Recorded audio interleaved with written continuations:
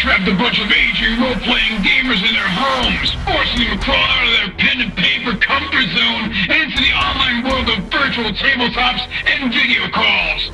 So join them as they raise the curtain to share their stories, insights, and love of all things geek. So grab your green dice bag and get ready for another episode of Advanced Age Roleplaying Gamers podcast.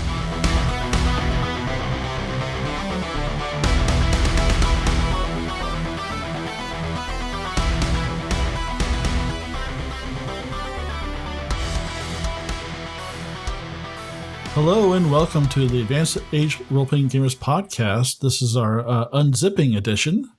It's our first one. So basically the concept is like an unboxing, but we don't have anything to unbox. So we're unzipping this file. It's came from Fria Ligan. It's the new Twilight 2000 core rules that just came through for Kickstarter backers. It's fulfilled through Drive-Thru RPG. Why don't we do a quick introduction? I'm Nathan, and and I'm Matt. Yeah, sorry. So we're just gonna. Our names are right there, Nathan. They can see them there. If they're yeah, that's true. That's true. All right. So this is the packet they sent you. Yeah. As a Kickstarter. So what got you to want to kickstart these guys? So I bought the Alien RPG. Actually, let me roll that back a bit. So when the coronavirus, so when coronavirus hit and everything got locked down, a lot of publishers were giving out free stuff to kind of keep people entertained while they're at home. And Fria Ligan actually gave out copies of their Forbidden Lands rules and I think Tales from the Loop. And I started reading those, and it felt like such a kind of a very gritty system, but also narrative, and it had a good amount of crunch too. It kind of like hit a lot of boxes for me. So and they gave it as a full game, which is pretty generous of them. So when Alien became available, I went out and got that. We played that game. Love that game. What'd you think of Alien? Yeah.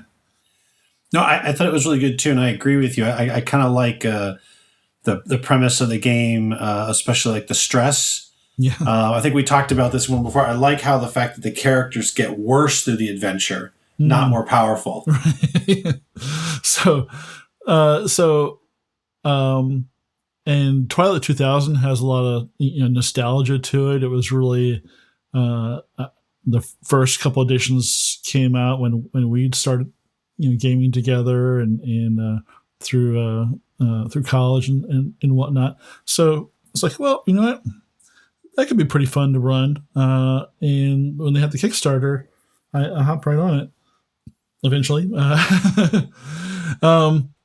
But so, yeah, this is what it comes with. And if you haven't played Fria Ligan games before, a lot of their Year Zero engine games, those are games based on the Mutant Year Zero, one of the first games they came out with. And it's pretty sandboxy. So there's usually like big hex maps that you use for travel and for everything else. They also like to use cards for initiative and gear and things like that. And they're all like all the games are part of the Year Zero engine, not necessarily compatible with each other, but they're similar enough that once you played one, you quickly learn another one. So this is what came in the pack. So you can see if you zoom in a little bit here, there's I've got a battle maps PDF. I've got card backs, then card fronts. I've got an English character sheet, a printer-friendly English character sheet, a Swedish character sheet, and a printer-friendly Swedish character sheet. Some sheets of combat tokens, a handout for their Poland campaign, a handout for their Sweden campaign, the player's manual, the referee's manual, scenario site maps. Those are kind of like scenario sites are like kind of packaged adventures. So usually where everything is a sandbox, scenarios actually have NPCs built out and a little bit more structure to them. And then, of course, the travel maps is the last one. So what do you think you want to dive into first, Matt? Well, I was wondering if we want to just kind of take a look at some of the visuals that they've got in there, some of these maps, because I do think that it is one interesting thing that Fria Ligan does is the sort of sandbox technique. In fact, when we were looking in the rules, one of the ways that your characters can actually level up or get experience is by traveling to a new hex. So I like their focus on exploration and kind of unknown and a bit of randomness. And so I think that's kind of cool. Like I know in our current adventure, we're actually marking the hexes that we've been so that we can show every time we've gone and explored a new area in the map. And I haven't seen that really done in any other system. At least I've not seen that sort of focus on exploration, which is pretty cool. Yeah, and you'll see if we ever play Forbidden Lands, they have stickers that when you hit an encounter site, you put a sticker and place on the map because these encounter sites could really be just about anywhere. Right. But yeah, so it's the same kind of concept. So these are the battle maps. So each of these hexes is 10 meters, and so we've been playing this in our actual play game, and so generally characters can move like 2 hexes at once unless they want to risk some failure, and they can try to make a mobility roll to get a little bit further along. But so there's lots of different cover here, and they have rules for different types of cover. So, depending where your character is, you could have some protection. You could get stuck in the briar patches, things like that. Nathan, two hexes seems kind of a short amount of movement. What's the scale of these hexes in Twilight 2000? Yeah, 10 meters for the battle maps and 10 kilometers for the travel maps. Okay. So it's a bigger scale than a lot of like when you're playing like D&D or Pathfinder, which are usually 5? Yeah, 5 feet. 5 feet, right? Yeah. So these are, and when we play it in Roll20, we break these 10-meter hexes down into 2-meter hexes because you can actually have multiple players and even NPCs in one hex. I do think that's an advantage with the VTT because you can scale those hexes up. You're right, because if you were trying to just put individual characters, it'd be very hard if you were putting trying to fit multiple character stands on a single hex. So yeah. So when they ship the final product, which I think is, so I think they're publishing in August and shipping in September is the last thing I heard. All the tokens that are in here in PDF form, they'll be in the box, and I guess you just stack them up along with punch out. Yeah. Yep. So if you go back, if you go back to the previous, if you look on the right, that looks very familiar to me. It looks like the farmhouse from episode 3 and 4, right? Yep. Where you failed to save those poor farmers. That's right. Lots of destruction. Yeah. Nice. I haven't taken you into a real city yet, so you haven't seen any of these maps yet. Hey, hint. Which one's the college? None of these. So I like the detail on the map. So you can see, here's a little camp with some trenches dug around it. So it's pretty neat, and the whole idea behind a Poland after World War III was pretty compelling. So there's a lot going on to rebuild the civilizations here. So we looked at the battle maps. I think we probably skip the card backs. You want to go to the scenario sites? Get more visuals? Yeah, that'd be great, because that's just another form of map, right? But they're more a little structured. Oh, okay. Some kind of a complex. Yeah, I think this is meant to be a jail. So you can see that. Okay, I can see that. Yep. Guardhouses. This looks. This could be a college. With lots of artillery in the courtyard here. Yeah, this is the College of Artillery. Yeah. Is that like a big movie theater? Yeah, it's a drive-through. Yeah, not drive. Yeah, drive-in theater. Yeah, drive-in, drive-through. Yeah, and here this is also looks very collegey. Yeah, definitely. Nice little graveyard there. Some trenches. Yeah, there's a lot of fortified college. Yeah. But yeah, so what do you like about what do you like about the system so far? Now that we're actually give away some of the secret sauce here, but we're actually 10 episodes in, but we've only released 4 of those. Episode 5 will come out next Tuesday. So I can tell you some of the things that I really like, and this will just kind of reflect some of my gameplay favorite kind of things. So I really like the character generation system because there's 2 systems. The one is sort of a templated system, and that's great if you're just trying to get together, either learning the rules or maybe you're doing a pickup game with some people. They've got some great templates for characters where you can go, well, I just want to be an ex-soldier. I want to be a spy. And those are in the player's manual, and those are just like ready to go, pre-made characters. Maybe you want to tweak 1 or 2 things, but it'll let you get started right away. But what I really like is their basically their life path creation system. And people who've played things like Cyberpunk, Traveler, and a few other systems out there where you basically, the first part of how you create a character is to go through a series of iterations of some amount of time where your character grows and develops. And I think it was, and you guys will hear later, we did actually record a session of where we go through this process. That's how we created the characters for the game we're playing in now, and we'll air that episode probably at the end of the story. But it was really fun, and it had some random elements in it. I would say that one of the nice things about the core rules is that in the original one, you could basically, your character could start out with 1d6 books, and that's it. But now they have it so that every character we'll start out with some kind of weapon. So here, those are the templates. Yeah, these are archetypes. So, like I said, you can just pick this up and you can start playing, right away. You could tweak it or just go with the build as is. And so that's really nice. So there's 2 very different ways to create your characters. I think the other is it's a little different than Destroyer of Worlds, where your stress dice and stress were kind of added into the roles that you have. Right. Here, you can gain stress, but they've kind of thrown another wild card in with the ammo dice.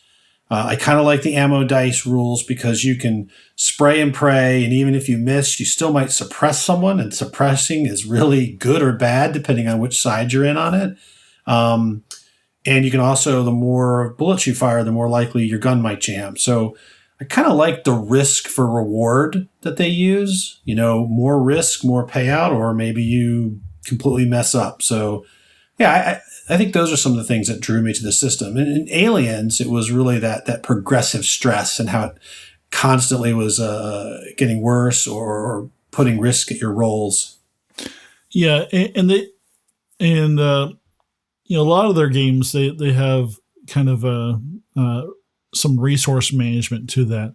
In Alien, if you play more of a campaign mode, we did the cinematic mode, but if you play more campaign mode, then you probably tracking things like your oxygen and water and things like that. Where definitely with Twilight 2000, the characters, every day they're having to worry about, where am I getting my next meal? Where am I getting water? Oh my gosh, this Humvee is using so much fuel. We're gonna run out. And that's actually one of the things I like about my group here. So the players I have have been very creative, and they using some some meta knowledge that they have from their life experiences to come up with interesting takes on how to create fuel and me as a GM, I like to roll with that kind of stuff because that kind of makes them empowers them and it adds a little more color to the game. And so, well, it doesn't say that on page XX, so you can't do it. So,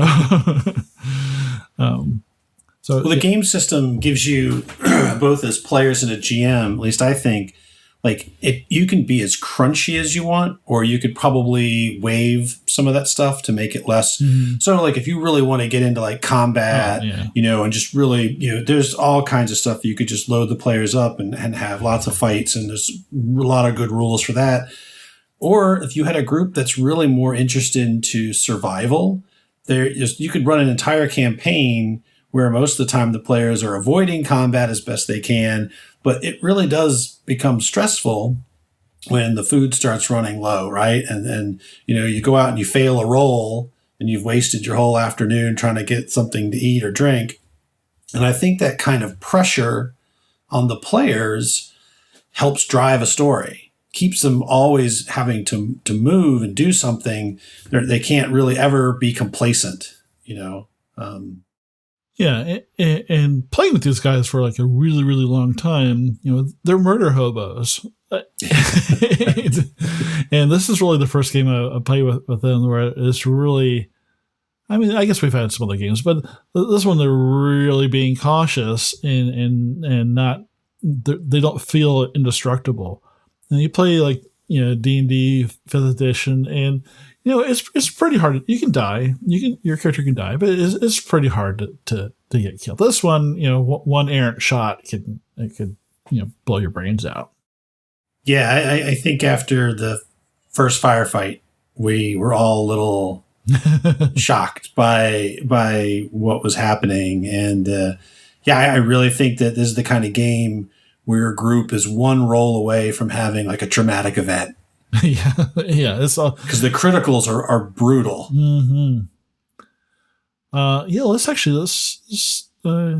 take a look at some of those. And while I'm going through here, I love this art. It's definitely, it feels gritty like the game does. It's not super detailed, but it definitely evokes the feeling of the grittiness of the game. Well, I like the fact there's no bright colors, right? It's drab, it's dark, it is not, these aren't happy pictures, no. Especially that one. And we're in the critical section. That's right. Something's critical. So, a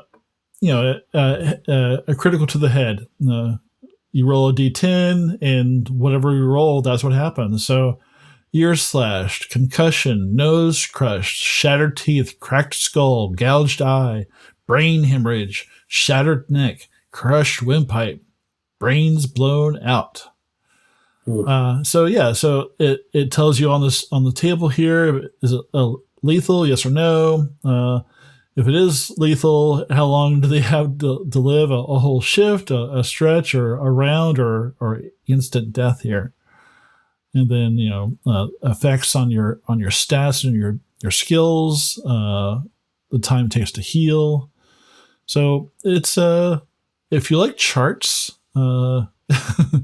it's a good game for that. And a lot of the Fria Ligan games are pretty good with charts. What's really interesting is I've talked about a couple things. So there's actually, so this is also designed to be played solo. Mm-hmm. So, and there's actually, I wish I had it on, I wish I remembered where it was, but I actually had read like a blog or a log, a guy basically playing on his own, playing as a group and he meticulously kept all the rolls for all the shifts. He had everything down. And so this is one that you can actually, it is designed you can actually play this one solo, and it's got the mechanics for that because everything is so random. You just flip over a card or you roll your dice for your skill, and that's how your day went. It's an interesting mechanic. Yeah, and they have rules in here for making a home base. If you guys end up settling down at some point, you could totally do that. So while thinking about that, let's take a look at the encounter cards. So I'm going to go in the card fronts here. I have to change the size.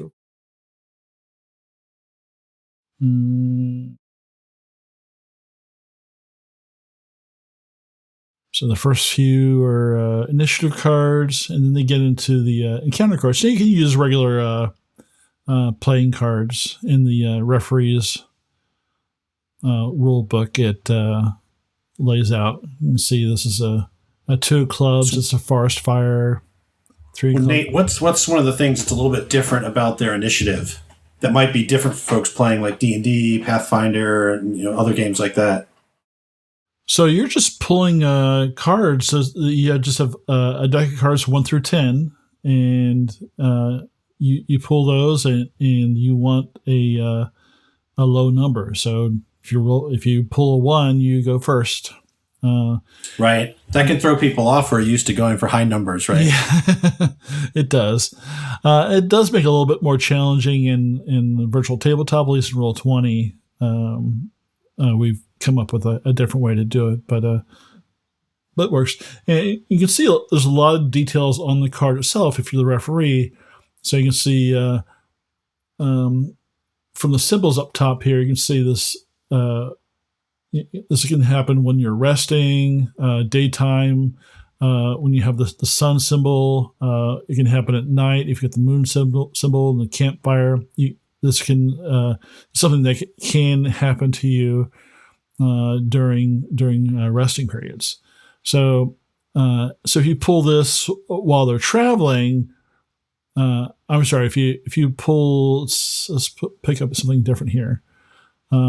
So there's a road symbol on this booby-trapped vehicle. This can happen while you're traveling, but there's no campfire. So if a referee pulls this while you're camping, then this card doesn't do anything. So nothing happens.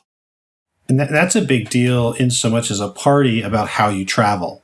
Mm-hmm. So do you take that's again, they like to do the risk and the reward. So if you've got a vehicle and you travel on the road, you can go faster and use less fuel. But you run the risk of having these additional encounters that occur only on a road. If you don't take the road, then maybe you don't get attacked by superior firepower of that tank. But at the same time, you're burning up more fuel. So there are a lot of decisions to make. It's funny. We probably cut some of it out, but there are a lot of talks about what route we're going to take to go from one place to another, and what's the best terrain, and what's the best way to go. And it has a lot to do with fuel management and concern about running into like Russian forces and stuff like that. So no, it does force you to make a lot of decisions. Yeah. And me as a referee, I can just sit back and listen because they're really working it out on their own. And sometimes it plays out for them. Sometimes it doesn't. And I have to say, in the game we're playing right now, I pulled one of the more dangerous cards in them, but that actually the timing of it was perfect because it allowed me to introduce another NPC that I was kind of wasn't sure when to introduce him, and it just kind of worked out exactly the way it should have worked out. So I couldn't have planned it better. But let's take a quick look at the markers here. So these will be all punch out. So they have so this is the front side. On the back side, they have you going prone. So you can actually, with the tokens, one token you can say, oh, I'm standing or I'm prone. Being prone is very good in this game for ranged combat. So a lot of things. You really have to be careful.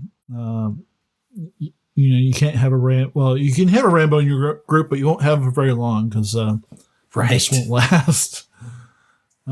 It definitely has, as far as realism can be in any game, I think they have tried to, again, the risk and reward. So if you go back to the token markers, sure. You'll also see beyond the different people that they've got, You've got tokens for things like, so right there, we're looking at those hollow shields. I mean, you've got partial cover. And if you flip it over to the other side, you've got full cover. So not only being prone, but, taking cover, using things like smoke or getting behind a building. They've got a really good mechanic that, again, it rewards or puts at risk depending on how your style of fighting. And so you can just hide behind something and snap up and take a wild shot, but you're going to take a minus, on your attack for that, but you'll be safer. So, it lets you pick your style. But yeah, if you just stand up and try to Rambo it, you're not going to be around very long.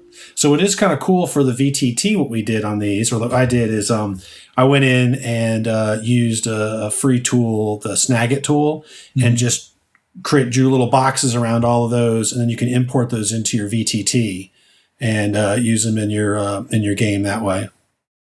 Yeah, and Roll20 does have a community-built character sheet available that works for most of the stuff. I need to start introducing these tokens on the bottom here. Those are mine and chemical. That's tokens. okay. You don't have to have those. One of them which one's the suppressed marker? Is it like the I think red? I think it's the red with the. I think it's the red arrow with the down. arrow down. I guess we should say, so for us, I mean, the one we've been using, we give a shout out. So on Discord, there's a really great Twilight 2000 community page. And there's a user on there, Knock Phoenix, and he's the one who designed it. And it was really great. We worked with him and we had some suggestions, and he went ahead and actually modified those. And I think I've seen some chatter. People are modifying them to get them set up for the full release. So it's been a really great community. There's always people on there. We've got questions about rules and stuff. Everyone's been really friendly. Yeah, the Facebook group is really good too. That's where the solo player, I think his name is Tim, if I'm not,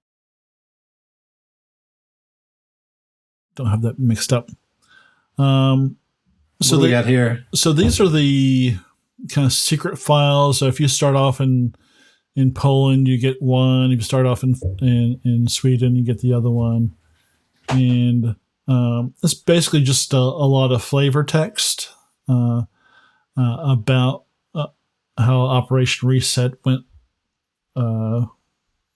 wrong. So yeah, I think they're planning on some more supplements to kind of go into detail about what Operation Reset is. There's not a lot of detail in the core rules from what I see, and anxiously awaiting the physical copies of this, because this looks really cool. I've never seen secret documents before. This looks kind of like how I imagine they would look. So I have no idea. So I wonder if they're going to do some of the others, like, because the old system had a lot of world books, right? And I'm wondering if they will do the same. Okay, so there's the referee's manual. Yeah. I think they even had like zombie rules and stuff like that. And oh, really? It wouldn't really take too much work to adapt some of their other games to merge them in this if you wanted a supernatural twist to it. Well, you definitely could take this if you want to, they have this set in an alternate, right, where it's World War III, but you could very easily set this in like a 28 Days Later, kind of, or DayZ kind of environment, where you're still having to, because I think back to like watching The Walking Dead, there's a significant amount of effort in that show about finding water and food. I mean, there's mostly story and zombie killing, but they do do a lot of stuff with, building up a place to live. So yeah, you could alter this to whatever apocalypse you want, right? Throw in aliens, so then it's sort of like the old Aftermath game. Yeah, I'm definitely tailor it to whatever. Your last session, you're gonna walk into a barn, and there's gonna be like a whole barn full of giant cabbages. But are they cabbages? Hey, look, I'm still waiting for a chest burster to come out of somebody. Oh, they're so paranoid, and I love it. So this is the referee's book. You can see that they go into details about the base two territories, Poland and Sweden, and kind of what led up to the war, and kind of current situation in different areas of both Poland and Sweden. And then they have a section on other countries in Europe and the U.S. and the rest of the world. So if you want characters from one of those other territories, it'll help you do a little bit of world building. So there's a lot of good tools in here. I love the radio chatter. And these are basically, if you're, as a referee, if you're ever looking for something to kind of spice things up, and things are kind of going a little slow, even more than just pulling another encounter, you can as if they're running into refugees as part of an encounter, you could have them deliver some rumors, and they have some baked in rumors, but you could easily kind of use these as a template and build your own. I definitely added quite a few radio chatter options in our game just to make things a little weird, because that's what I do. Yeah. So I take it the Striper channel's not on this list? No. That's a homebrew from you? That was a homebrew. Nice. Well, it is nice because and I haven't really looked too much at the GM's guide, but with all of these, what's great is it gives you a template as a GM as a starting point, right? And you can take how kind of they've designed it and expand it and add in your own stuff. So I think that's really cool that they kind of give you a roadmap and some ideas, and kind of let you as a GM kind of run wild with them. Yeah, and these are easy enough to throw into Roll20, and if you want to use it as a mood generator. So there's like so much color in this. Look at so you have a mood element woods, mood element road or fields. I'm gonna read off one. Mood element fields. Roll number 1. Wooden crosses, like rectilinear white flowers, bloom over the field. It's a hastily dug cemetery, the markers spaced unevenly, each going nameless. The clouds above slump slowly across the horizon, as perhaps they did when those people were buried. Not long ago by the look of the graves. So, this is cool. So this is just like flavor text. Yeah, it's just flavor text. Yeah. And it really, if sometimes you're, your group goes in a direction you didn't expect to, and you didn't really have a lot planned. This kind of gives the player something to focus on. As they go, maybe they want to look at the grave sites, and maybe they want to think about who they've lost, and so yeah, there's I like a lot of the stuff. This is just really good flavor stuff. Or in our group, can they dig them up and see if there's any loot? But yeah, they have a lot of pre-built factions in here. In Poland and in Sweden, kind of gives you an idea of the size of the groups, their numbers, what kind of tanks or vehicles, artillery they might have, who the leaders are. So there's a lot in here that you can take and run with, and it's really a good starting place. And you could develop these NPCs or these groups and take them as they are, or customize them to your own feel. Yeah, I thought that section where it kind of lays out like the order of battle, the disposition, I thought that's really great for like the super crunchy, military buffs, because they're going to be used to that sort of layout. This is such and such regiment. It's got this many, rifles, this many tanks. And so they're definitely able to play to a series of different audiences. Yeah, like we're definitely playing more of a survival mode. But if you really want to do, kind of all tactical and just really military focused, you could have a lot of fun with this game. So it's really, you could really take it either way. Yep. Well, that's cool. Look at that. Yeah, I mean, it's beautiful. And that's haunting. This isn't even one of the scenario sites, but I wish it was, because that's really so cool looking. Oh, that'd be cool. Like a big ship, big cargo ship or something, or an old cruise ship, right? That had been turned into like a someone's base. Yeah, that would be pretty cool. So they have So here's your prison, with that all laid out. You have your NPCs in here and what they're all about. So it has a bunch of these scenario sites already built into here. So these are like pre-gen games that you can jump right into. Yeah, or I guess it'd be kind of extended encounters. You could spend like a whole, probably 6-7 sessions just in one of these. Or you could, if you like the place, you could just live there. It's like, right. Yeah, I'm done. Take it over, right? Yeah, take it over. So there's a lot of good stuff in here. Let's see, I'm trying to think what else we want to look at.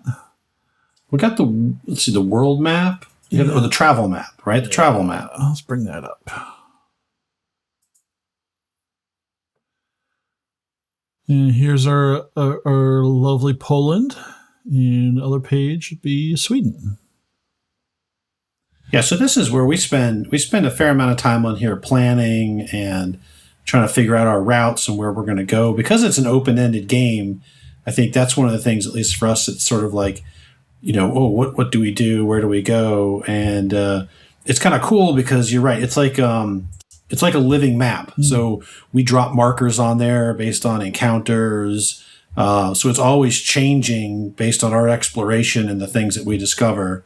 So it's pretty cool. And again, it helps us plot like our fuel and our course we're going to take. So no, that's pretty nice. I definitely find this myself, and definitely hear the other players too, Googling the names of these places, trying to figure out how to pronounce them. How to say them, right? But yeah, so I think that's probably a good look at what comes with this. Do you have any kind of closing thoughts about the game or what you've seen? So I would just say I think it's been it's been a fun system. I think that for folks who either are new to the sort of genre or never played it before, it's really cool because if you like any kind of like post-apocalyptic survival or military style game, and for me who, I still have the old original stuff and I love playing it, it's been a lot of fun playing this version. Mm-hmm. And so, I'm just hoping that they put out a lot of different titles. I hope that either the community or Free League will build on additional expansions, right? Build out some different areas on the globe and more supplements for some of the cities. I think that would be great. Yeah, definitely. So if you guys haven't joined up any of the groups yet, the groups in Facebook and on Discord are both very active, and they produce a lot of their own content, and there's lots of rules discussions and some pretty good banter back and forth. So if you haven't joined one of those yet, I definitely recommend joining the Facebook group if you're still on that, and Discord. It's been great for us, great resource for me. They've helped me out a lot. But yeah, this is we're having fun. We've we're releasing episode 5 on Tuesday. What day is that? It's like the first. Oh, I don't know. It's the first. Yep. Yep. Tuesday, June 1st. Look for episode 5. And if you haven't yet, please subscribe to our YouTube channel. We're also on Apple Podcasts, Spotify, all the different podcasting Pandora. platform. Yeah, we're on a whole bunch of different iHeart. I know you mentioned it before, but I know me, I've already forgotten. Why don't we just tell when's this going to be able to be for purchase? And can you, well, so when are they saying they're going to release? So they're shipping to the Kickstarter backers in September. Okay. So I imagine usually your friendly local gaming stores are take part in those. So the stores that buy those Kickstarter products would probably get those around the same time. And okay. Yeah. So look. So September, October. Yep. Nice. Cross my fingers. Right. Yeah, I know. Nice. All right. Thanks, everybody. Have a good night, and see you on Tuesday. Yep. Good night.